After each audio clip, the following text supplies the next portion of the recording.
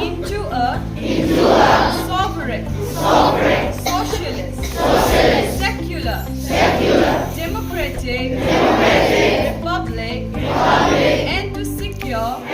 to all its citizens justice, social, economic, and political liberty of thought, expression, belief, faith and worship, equality of status and of opportunity, and to promote among all fraternity, ensuring the dignity of the individual and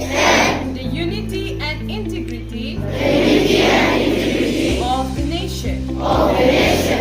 In our Constituent Assembly, this 26th day